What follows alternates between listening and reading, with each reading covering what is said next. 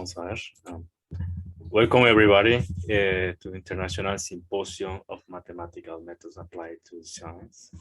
And we continue with the session of Geometry and Topology with André Oliveira, professor and research at Universidad do Porto and Universidad Trás-os-Montes e Alto Douro. He will talk about his work, a pair of dual branes, on the singular locus of the Hitchin system. So we are with you, André Oliveira. Thanks. Okay. So do you hear me? Do you hear me well? Yes. Okay. Yes. Okay, great. So thank you. Thank you for the invitation. It's a great pleasure to give this talk at this conference. It would be much better to be in Costa Rica, but even so, it's very good. And it's very good to see good friends here, Ronald, Alfonso, Marcos, Mario. I'm really looking forward to see you in person soon.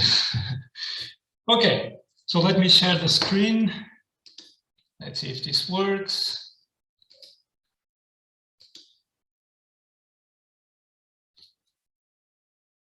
Screen.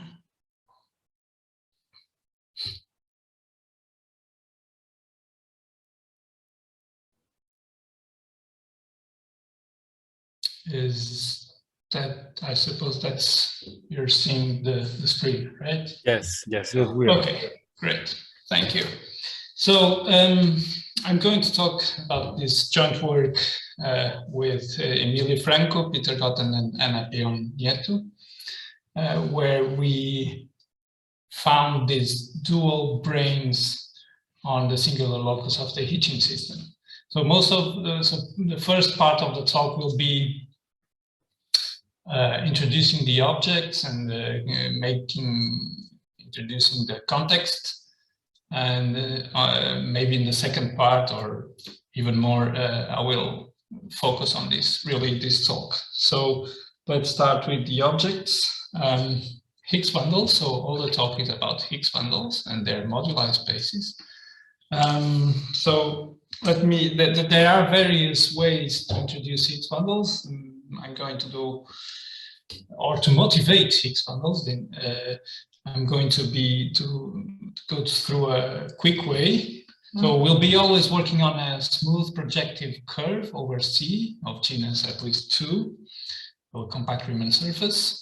K will be the bundle of holomorphic one form, so the holomorphic cotangent bundle. So it's called the canonical line bundle of X. It's usually denoted by K. So N, this N and 0 is the moduli space of semi-stable vector bundles of rank N and degree 0 over X. So semi-stable here is very easy to define. You say that the vector bundle, holomorphic vector bundle over X is semi-stable. So of degree 0 if any subbundle has degree less or equal than 0. Okay. So using this semi-stability condition, one can construct this moduli space in various ways. GIT is one of them. This space is singular. There are strictly semi-stable vector bundles, which correspond to singular points of the space. But if a vector bundle is stable, saying that it has no subbundles with degree 0, so all of them have degree less than 0, then it is a smooth point of this moduli space. So it corresponds to a smooth point of the moduli space. And then one can show, using deformation theory, that the tangent space to the moduli space at that point is isomorphic to the first cohomology group of X with values on the endomorphisms of V. Okay, and now, so this means that the cotangent space is the dual, of course, and now you use Serre duality. And by Serre duality, H1 of endomorphisms of V is H0 of NV twisted by the canonical bundle. And so a cotangent vector is just a pair given by the point, right, and the cotangent vector. So this is a pair giving you given by a vector bundle, a stable vector bundle, and a section of the endomorphisms of V twisted by K, which you can think of as a map, holomorphic map from V to V tensor K. And this is nothing but a Higgs bundle on X. Okay, so these objects were introduced in around 87 by Nigel Hitchin. His motivation was very different from this one. He introduced these objects coming from equations from gauge theory, but these are really Higgs bundles over X. It's just a pair given by a holomorphic vector bundle and a holomorphic twisted endomorphism of V. So twisted means that you twist by K. And this endomorphism is usually called a Higgs field. So the only difference here from here is that I'm adding more. I'm going to talk about this in the next slide, but here you see I forced V to be stable, but here V doesn't need to be stable. Okay, it may be unstable. Okay. So wait, so why this seems to be frozen? I don't know what's going on because my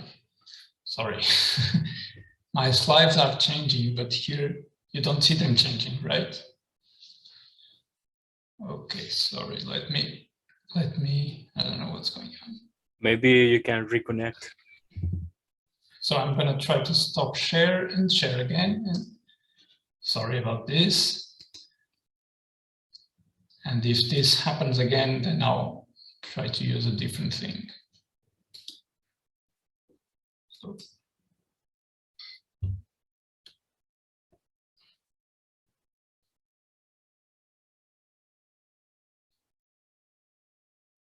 Okay. Okay, let's see if this works now.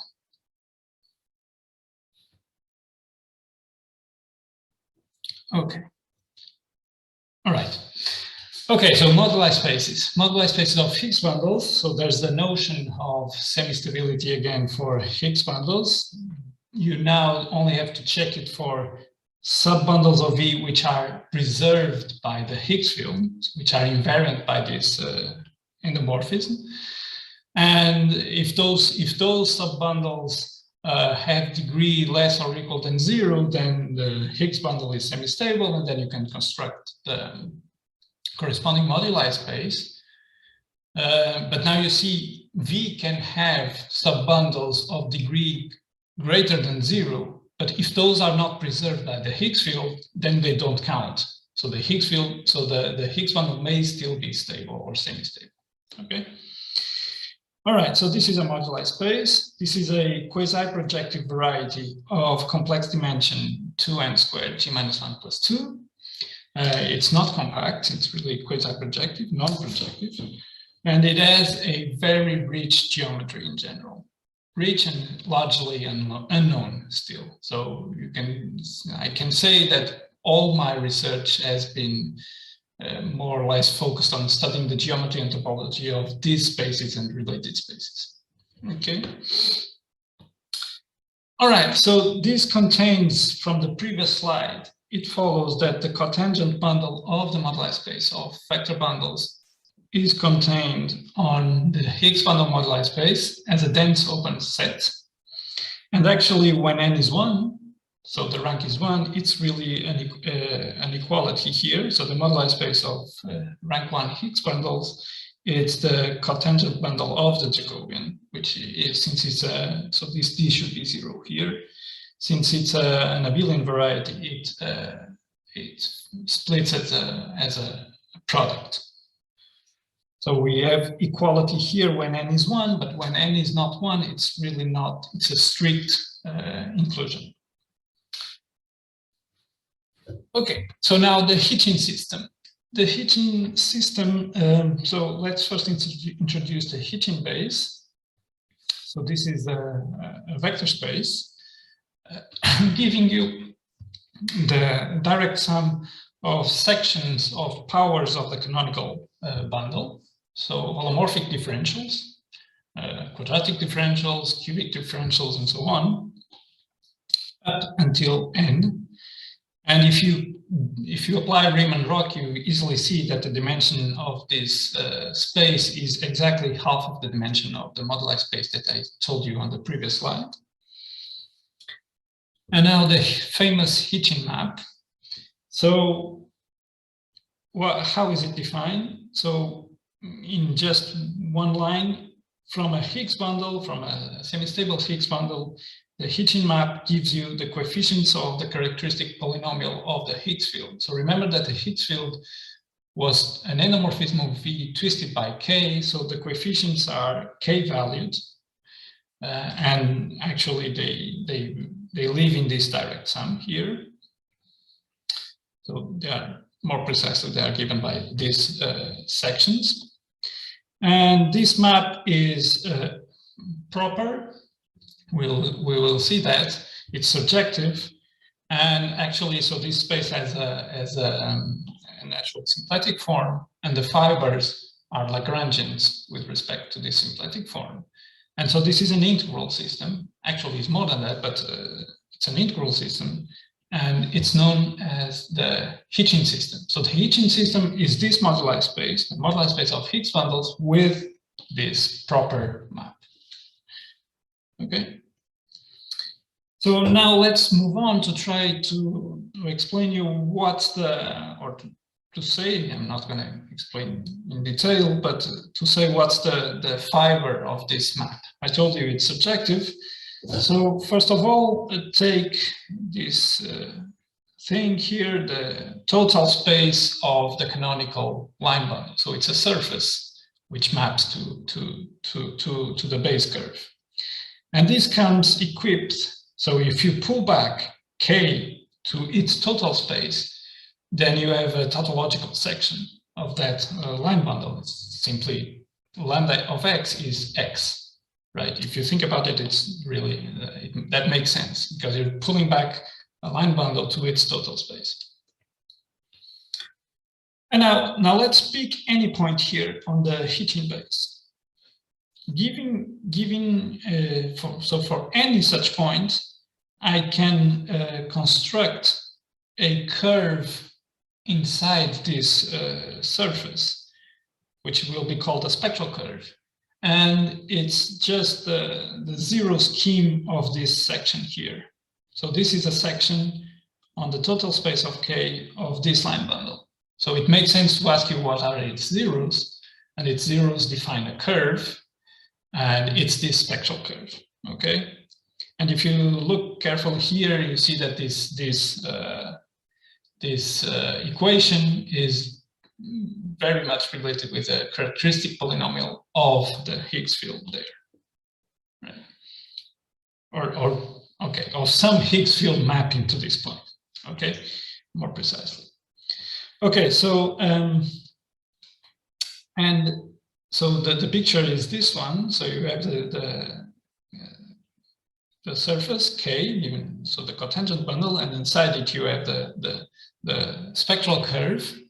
And so if you restrict this projection from the surface to the curve to this curve to XP, then you get a cover. It's ramified, and its degree n. So this n is because you're solving an equation of degree n, right? So it's a degree n cover of X. So this is the picture. So you get a curve inside the total space of K, which is a degree n cover of the base curve. Okay, so for generic B on our Hitchin base, this spectral curve is smooth. Okay, but it may be very badly behaved. So it may be singular, it may be reducible, it may be even non-reduced. And one example where that happens, all of this, is when B equals 0. So actually B equals 0, so the fiber over 0 is the most important fiber, but of the Hitchin map, but it's at the same time, it's the most complicated one to describe. So I still didn't say what's the fiber. So for that, so let's then fix any B here on the, and let's consider this number delta. This is not going to play a big role here, but I'm just gonna say, so you don't need to know this number, but let me just explain you in a few moments why this number appears. So take this Jack bar delta XP. So this is the compactified Jacobian of the curve XP, of this spectral curve. And the compactified Jacobian is the moduli space of rank 1 torsion free sheaves of this degree on XP. Okay, so I'm being a little sloppy here because one should define semi-stability for these objects, but if the curve, for instance, is smooth, or if it is integral, then any rank 1 torsion free sheaf is semi-stable. So, and we will be in that situation. So I'm skipping those details. But in general, we should define stability and semi-stability for rank 1 torsion free sheaves. So for generic B, XB is smooth, and the rank 1 torsion free sheaf on a smooth curve is precisely the same as a line bundle. So the compactified Jacobian is the Jacobian, let's say, of degree delta line bundles. And this is a torsor for an abelian variety. It's not an abelian variety because delta is not 0, but it's a torsor for an abelian variety. Okay. Now here's the result, which gives us the fiber of the Hitchin map over this P. So it was proved by using various works. So Hitchin in 87, Boville, Narasimhan, Ramanan in 89. This is usually called the BNR correspondence by Boville, Narasimhan, Ramanan. Simpson and Shaw in 98. So joining all their works, one can show that the fiber of the Hitchin map over this B is precisely this object, this compactified Jacobian. And the correspondence is that if I give you a rank 1 torsion free sheaf, you want to build a Higgs bundle which maps to B under H, and the way to build it is exactly this one. So for a rank 1 torsion free sheaf, you push it forward onto the base curve. This gives you a torsion free sheaf over now the smooth curve, which is now it's going to be a vector bundle, and the Higgs field will be basically given by multiplication by this tautological section that I showed you before. Okay, so but the important thing to keep in mind now is that this is the fiber of the Hitchin map. So for generic B, this is a complex torus. So here it is the picture arising as an integral system. So it's a torsor for an abelian variety. So it's a complex torus. And for giving and the spectral data.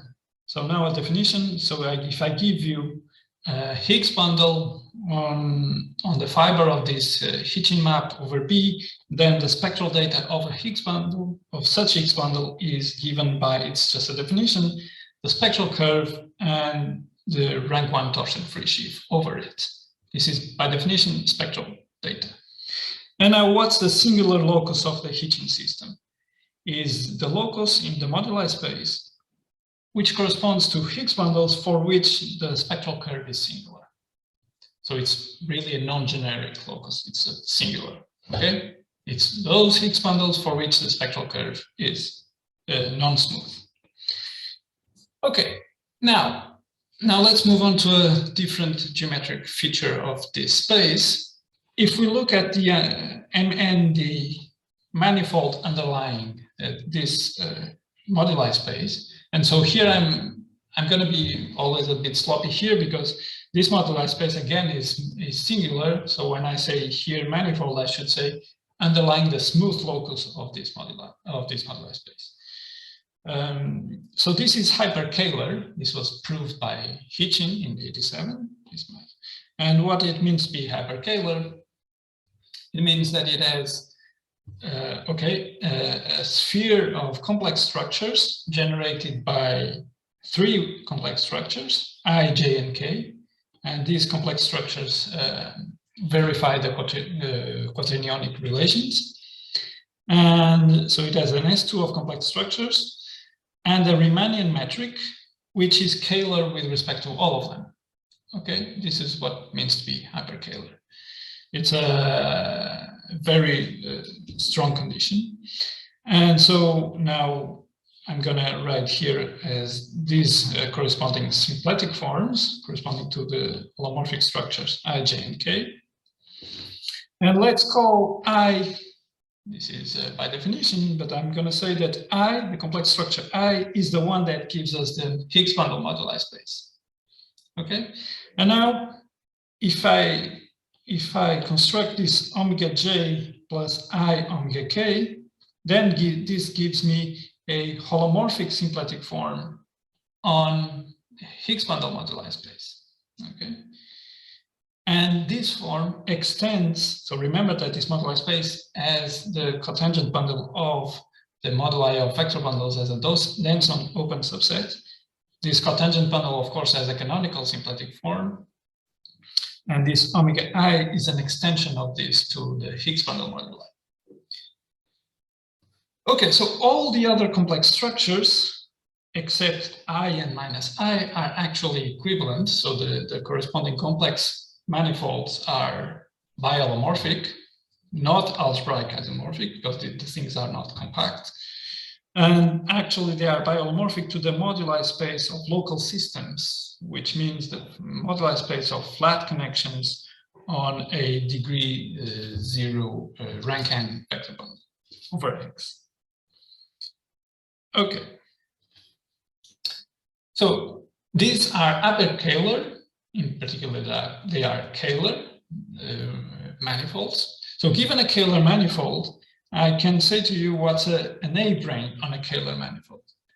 And this is a Lagrangian submanifold with a flat vector bundle. So again, I'm simplifying things. There are other kinds of A-branes, but let's stick with these ones. So it's just a Lagrangian submanifold with a flat vector bundle. And the B-brane is a complex manifold with a holomorphic vector bundle. So since Mn is hyperkähler, we can talk about branes for each complex and each symplectic structure. So I can talk that it makes sense to talk about BAA branes. So a BAA brane on the hyperkähler manifold that I defined you before, it's a B brane for I, and it's an A brane for J and K. So this order here is the order for I, J, and K. So it's a B brane for I, and A brane for J complex structure, and A brane for K complex structure. And it is easy to see there's an equivalent way to define a BAA brane. It's just a complex Lagrangian submanifold of the Higgs bundle moduli space, but it's Lagrangian for this holomorphic symplectic form and with a flat bundle. Now a BBB brane, it's the obvious thing. It's a B brane for all 3 complex structures, I, J, and K. So it means that it's a hyperkähler submanifold with a hyperholomorphic bundle coming using these definitions here. Okay, so I'm going to stick with this whole talk will be about this moduli space. Okay, but all that I said so far generalizes to G Higgs bundles. So I didn't define to you what's a G Higgs bundle. So given any complex reductive group, actually even real, it makes sense to define a G Higgs bundle. And there's moduli spaces for these guys. And if G is complex, a complexity group, all that I said until now generalizes for that setting with adapting the statements. So I'm not going to use this. I'm just saying this to put something that I'm going to say in a few minutes into context. Okay. So our moduli space of vector bundles is really the moduli space of GLNC Higgs bundles. So behind our story, the group in this context is the general linear group. And this 0 here means that we are sticking with degree 0 Higgs bundles. Okay. So, but these moduli spaces again have a Hitchin map, are hyperkähler, and so on. Okay, now let's switch a little bit things to mirror symmetry. And I'm going to be very, very vague here, very sloppy. So given a Calabi-Yau manifold, which for this purpose we can define it as a Kähler manifold with a holomorphic volume form, so with a trivial canonical bundle. So given a Calabi-Yau manifold, Y, so from physics, there should be, the predictions coming from physics say that there should be a Calabi-Yau manifold Y hat, which gives identical physical predictions under string theory. So string theory, there are, I'm far from an expert in string theory, and I don't know almost nothing about it, but I know that string theory implies the existence of these extra dimensions in space, which come to us from Calabi-Yau manifolds. And for each Calabi-Yau, there's a string theory corresponding to it somehow, like this.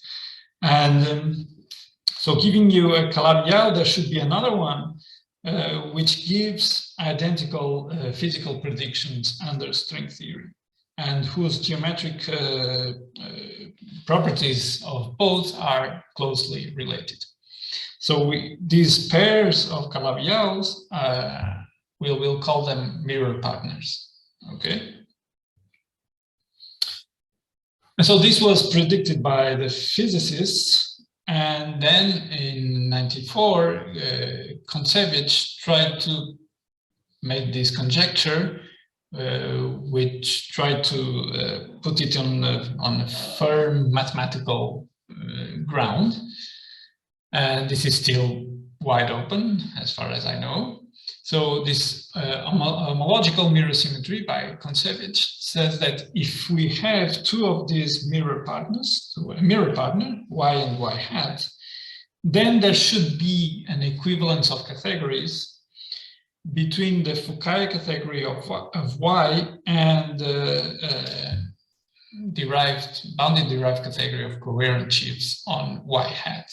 So this, even the Fukaya category is something which is not completely well defined as far as I know, but this is something related with the symplectic geometry of Y, and this is something related with the complex geometry of the mirror partner. And so this gives us something that an equivalence of categories, which means that somehow the geometric information coming from the holomorphic side of one mirror, one Calabi-Yau, should be somehow encoded on the symplectic information of the other Calabi-Yau.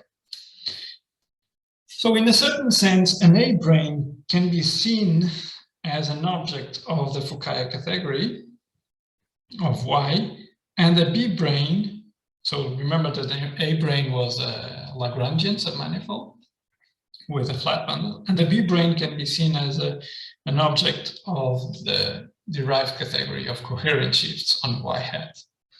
And so according to this, mirror symmetry should exchange A-branes with B-branes.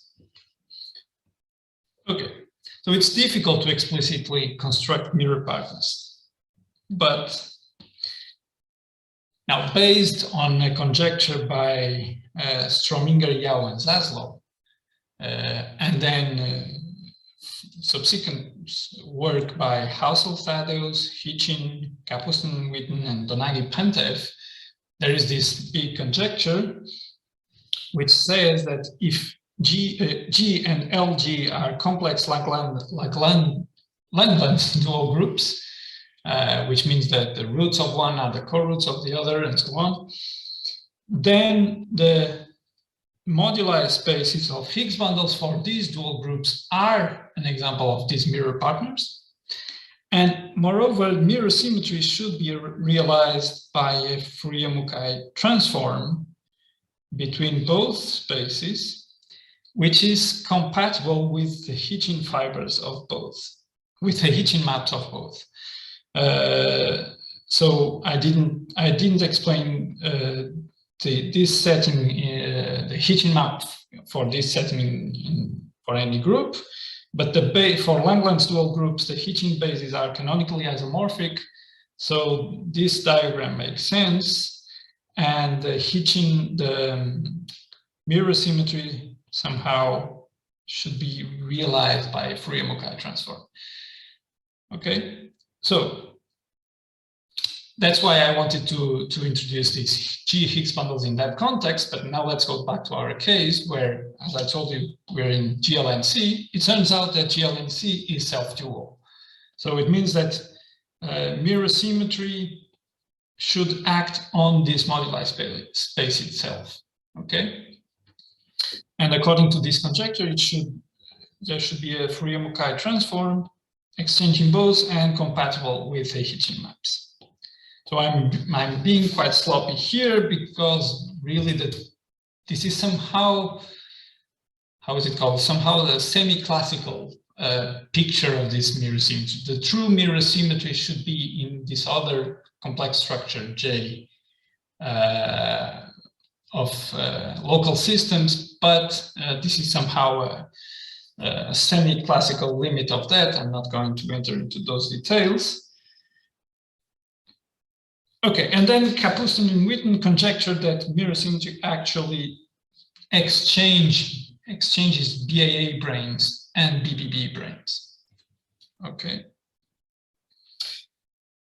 Okay, and now the way to see this interchange here is to use Fourier-Mukai on spectral data. So let's see what do I mean by this. Okay, the first example, maybe the simplest example of a BBB brane on our moduli space is a zero brane, which is just a point. A point is hyperholomorphic, and with its structure sheaf, it's also hyperholomorphic, so it's a BBB brane. So assume the point is in a generic fiber of the Hitchin map, which, as I told you, it's this Jacobian of degree delta, line bundles. So what do we do? According to this conjecture, we should apply Fourier-Mukai to this data. So a Fourier-Mukai of a skyscraper sheaf over an abelian variety. Here it's really not an abelian variety, but it's a torsor, so we can adapt things. It's a flat line bundle, gives you a flat line bundle over the abelian variety corresponding to the point. So it's actually an element of the dual abelian variety corresponding to the point under self-duality. Recall that the Jacobian is self-dual. Jacobian of a smooth curve is self-dual. So what's the dual BAA brane corresponding to this BBB brane is the entire Hitchin fiber together with the flat line bundle, which corresponds to the point we started with. Okay, so if we start with a different point on the same fiber and do the same procedure, we will get something still supported on the same locus, but with a different line bundle over it. So the support of this BBB has influence on the line bundle over the fiber. Okay. All right. So what's the general goals to understand this? We are still in the phase of finding examples of branes, or at least even only taking care of the support. Finding examples of, so giving you a brane, find the dual brane, again, if only the support we can find, if we can only find only the support of the dual brane, that's some also relevant information. Understand what happens on the singular locus of the Hitchin system. Understanding topological and geometric aspects relating dual branes. Okay, there are many questions here. We're mostly still trying to find examples and try to understand this game. So what we did was that we found examples of BAA and BBB branes on this moduli space lying on the singular locus of the Hitchin system, and proved that they are generically dual. This is going to be precise in a few moments, at the level of supports, at least. So, but the important thing is that most examples so far were on the generic locus of the Hitchin system, but this is actually entirely contained on the singular locus. So always singular spectral curves. So now let's move on to our examples. So take a finite group of n torsion line bundles. So a line bundle over X over our base curve. So it's a line bundle whose n power is the trivial guy. So this is a finite group of order n to the 2g.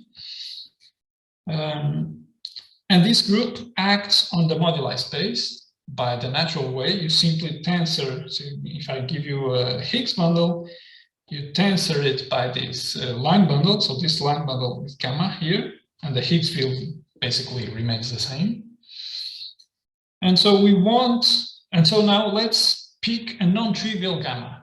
Okay, and from now on we're going to fix this guy until the end of the talk. And we are interested in the locus of Higgs bundles, which are fixed by tensorization by this gamma. Okay, this is the thing. Higgs bundle which remain isomorphic once you tensor by gamma. Of course, this is a sublocus of the moduli space. This is a locus of the moduli space of Higgs bundles of rank n and degree 0. And tensorization by gamma is holomorphic with respect to I and j, because this is a flat gamma. Since it's n torsion, it's a flat line bundle. So it's really holomorphic with respect to I and j. So it's again holomorphic with respect to k and all the other complex structures. So this means that this fixed point loci is a hyperholomorphic subvariety of our moduli space of Higgs bundles. Okay, so we have a hyperholomorphic subvariety. Now, gamma, once you have a n torsion line bundle, you automatically have a cover of your base curve, which is unramified, an unramified n cover. This is the construction of this is similar to the spectral curve, but it's actually easier. You take this curve is going to be in the total space of this line bundle, defined by some equation, natural equation. But now the important thing is that this is now unramified. Okay, with Galois group, so the group of cover transformations isomorphic to Zn. And so now this loci that we are interested can be described via this cover. So this was proved by Narasimhan and Ramanan in 75 for vector bundles. Then Housel and Thaddeus extended to Higgs bundles for stable Higgs bundles, or in the coprime case actually for coprime degree. And we extended now to any case, polystable or semi-stable. And actually, so this loci that we are interested is a quotient. So you take the cotangent bundle of the Jacobian of this cover, and this is actually a product, and then you quotient by the Galois group acting here. And the Galois group acts by pullback. So, okay. So it's a finite quotient of this product. Okay, now, if I give you this space, I have a natural map from this space to the Jacobian of degree 0 line bundles of X, which is actually giving you, so if you have a Higgs bundle here, E phi, so then E must be a push forward of a line bundle on our cover. So we can look at the norm of this line bundle, where the norm is the map from the Jacobian of the cover to the Jacobian of the base space, the norm map associated to this covering. Okay, this is basically the norm map of this line bundle, and it's easy to see that this doesn't, it's well defined up to pullback by the Galois group. Okay, and now, okay, so let's stop a little bit. So here, as I told you in the previous slide, this was a hyperholomorphic subvariety, and now we are going to construct a hyperholomorphic bundle on it. Okay, so let's start with a flat line bundle on our base curve. This guy. Sorry, Andre. Yeah. Who is exactly F? F is a line bundle coming from. So okay, so here you have something which is a fixed point on the moduli space. Yes, exactly. It's a fixed point, and so this theorem here says that something which is a fixed point must be written as a push forward of some line bundle here. Okay. So he is a push forward of F, and F is a line bundle on this curve. So it lives here. So now you can apply the norm map. Okay. Yeah. Great. Sorry. Okay. Great. Okay. So now pick any flat line bundle over X. This guy uniquely extends, so you can see X inside its Jacobian by the Abel-Jacobi map. You choose a point, and then this line bundle uniquely extends to a flat line bundle over the Jacobian of X. This doesn't depend on the embedding of X into its Jacobian. Okay. So giving you a line bundle on X uniquely determines a line bundle on the Jacobian of X. Now, what do? You pull back this line bundle L check, which lives here. You pull it back here via this delta map. Okay, and so this now is a flat line bundle over this hyperholomorphic thing. And any flat line bundle is automatically hyperholomorphic. Okay, so this guy is a hyperholomorphic line bundle on this hyperholomorphic subvariety. And so actually I'm giving you a family of hyperholomorphic bundles for each choice of line bundles on X. Okay, so what is this? So this is a BBB brane. A BBB brane, so a hyperholomorphic subvariety with a hyperholomorphic line bundle on it. Okay, so now I have a BBB brane. So now let's look at the spectral data of these branes. We have to analyze the spectral data of the Higgs bundles here, because that's the thing we are going to Fourier Mukai to find the BAA brane. Okay, so the spectral data, recall the Hitchin map that we had since the beginning. And now this B gamma is the image of the Hitchin map of this holomorphic, hyperholomorphic subvariety, is B gamma. And now for any B in this B gamma, it turns out, this is something one has to, it requires proof, but the corresponding spectral curve is always singular. So this is inside the singular locus of the Hitchin system. Okay, it's always singular, but for generic B here, it's the mildest singular possible curve. So it's integral nodal. So for generic point here, the spectral curve is integral, means irreducible and reduced, and with nodal singularities. Okay, and now, but the important thing is that all these curves are normalized. They are all singular, but they are all normalized by the same curve. Which curve? This x gamma, which was, let me go back, this x gamma, which was this unramified cover of our base curve. So they are all normalized by x gamma. So now let NB be the normalization morphism, so the singularization morphism of XB. So the spectral data for Higgs bundles in this subvariety intersected with this Hitchin fiber is the image of this map. Which map is this? Is the map induced by this under push forward. Okay, it's just a push forward map. And this is a normalization. This is an embedding. So the spectral data is really the Jacobian of this smooth curve inside the compactified Jacobian, which you remember is the Hitchin fiber. Okay.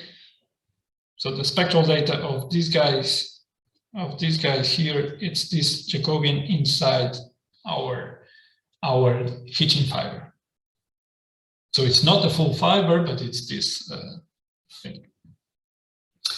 Furthermore, one can show that our hyperallomorphic bundle, when restricted to a fiber, is really given by this bundle. So remember that this L check was a line bundle over the Jacobian. You can pull it back to the Jacobian of x gamma by the norm map, and then push it forward here, and this one proves that this is the restriction of the hyperallomorphic bundle to the Hitchin fiber. Okay, now we're going to, so this is the thing we want to free a Mukai to find the dual brane. So I'm not going to follow that order. So now I'm going to give you a complex. Little time. Sorry? We run out of time. Maybe 5 minutes more. 5 minutes more. Okay. Okay. Yes, yeah. please. Okay. Sorry. Yeah. So okay. So I'm going to give you a complex Lagrangian out of this data. So keep considering our B point on our B gamma.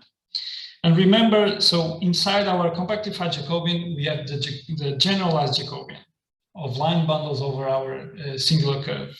So this is non-compact.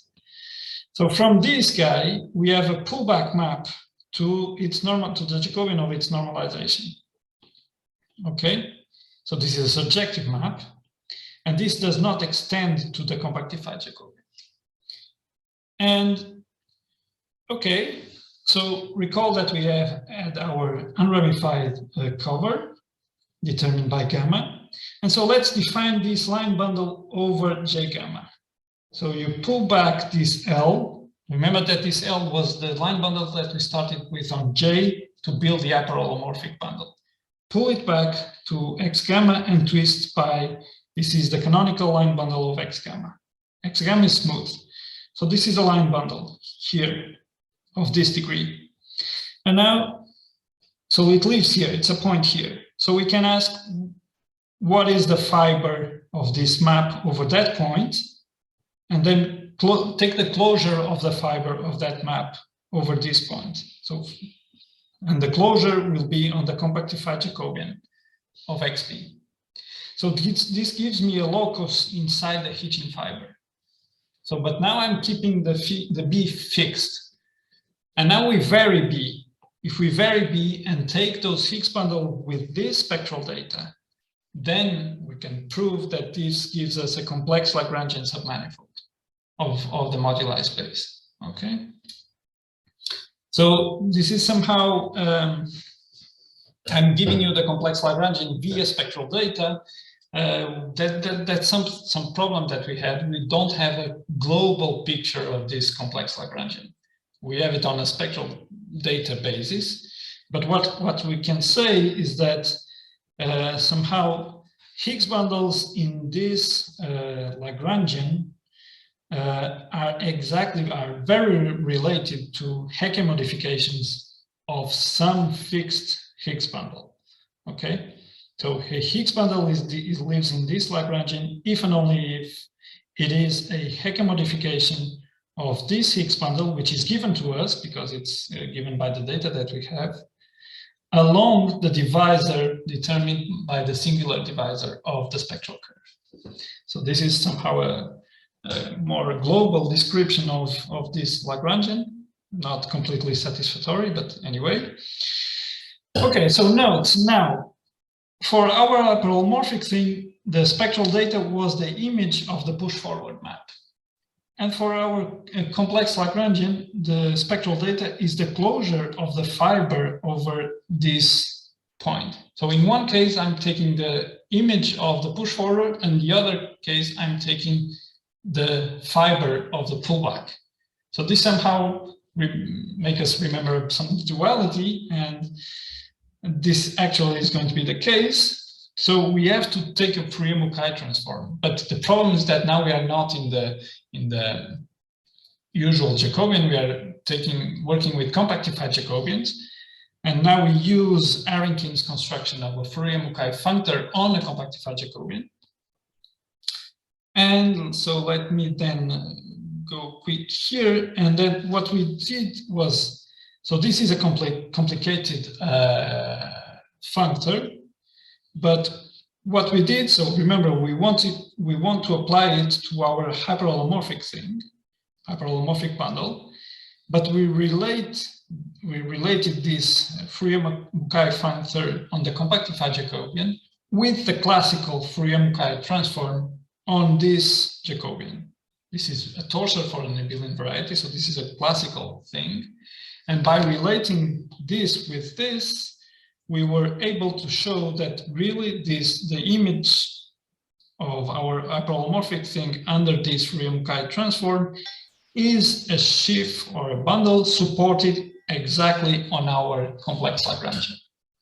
Okay, we are not completely, cannot completely say which bundle is this one. We have some relation. I'm not going to explain this. I don't have time to explain this, but we have some relation to which we know that the Fourier-Mukai of our hyperholomorphic thing must verify, and this is enough to say that it must be supported on our complex Lagrangian. Okay, so our theorem is that this BBB brane is generically dual. Generically means because we were picking generic points in this B gamma. So for the curves with the most simple singularities possible, is generically dual under mirror symmetry to the BAA brane supported on the complex Lagrangian submanifold SL gamma, whose bundle verifies this equation. Okay, so it would be nice to be able to say exactly which bundle is this. I mean, I think I'm almost convinced that it must be the trivial bundle, but there's something we have to look at. Okay, so now what we are doing now is to study how the support of these branes intersects the nilpotent cone. So we work all the time outside the nilpotent cone.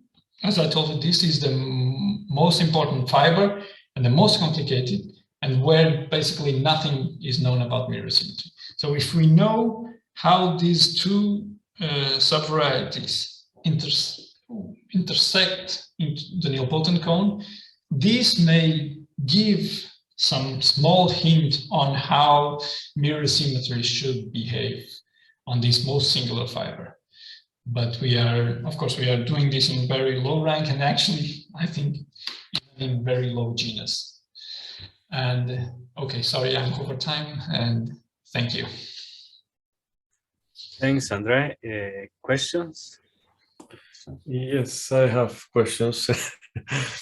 Thank you, Andre. Thank you very much for the talk. It's quite interesting. Actually, well, you already answered one of my questions, and was about the progress with the nilpotent cone. Is this, well, I usually work with general degree. Is there any chance of generalized these methods of dual branes for general degree D, or? Okay, yeah. So what we did here for degree 0 works exactly the same if you put their degree multiple of n. We just did degree 0, and the reason why we stick to degree 0 is because we needed a Hitchin section. So the Hitchin section of the Hitchin fibration to so the way we, as I defined you this Lagrangian submanifold, I defined you on by giving you, so the crucial point is this one. Okay. So I defined you this Lagrangian on a fiber, but then we have to have a way to do it on different fibers, to move the fiber to give you really a manifold. And if we have the Hitchin section, that allows us to move to different fibers, and so to really construct a complex Lagrangian. If we don't have a Hitchin section, then I'm not sure how to construct this. There should be, because this BBB brane exists in all the other degrees, so there should be a dual one, but maybe the construction is not so well. Maybe, I don't know, there should be a way to construct something, okay, but I'm not sure. Thank you, Andre. Any other question? Yes, I have a question too. Okay. Hi, Andre. Hi, Marcus. Thank you very much. Thank you very much for your presentation.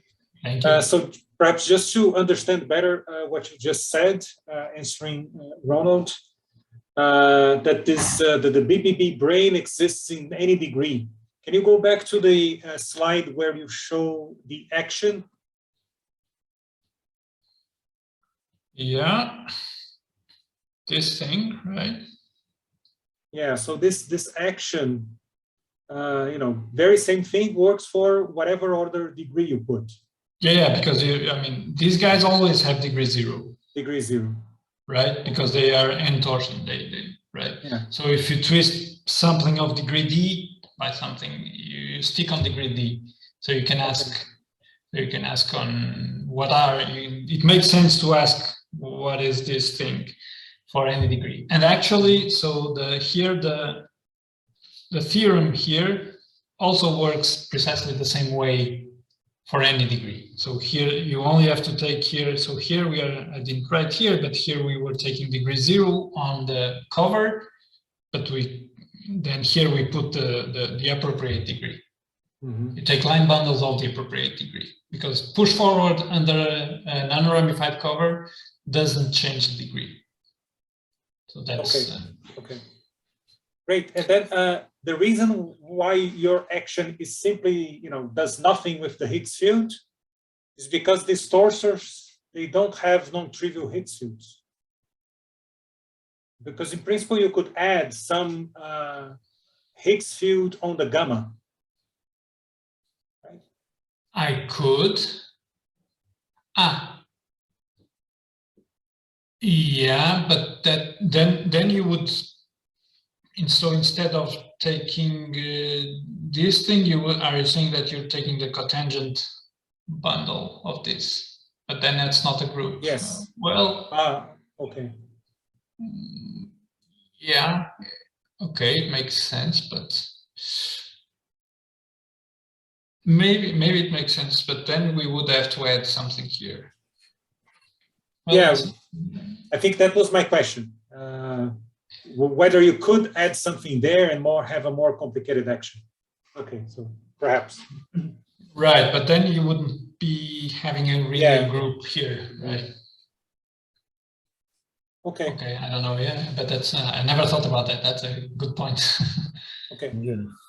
Thanks, André. Yeah, thank you. Thank you, Andre. So, well, thanks, André Oliveira, and that is for today. Okay. Ciao. Muito obrigado, Andre. Bye bye. Thank you.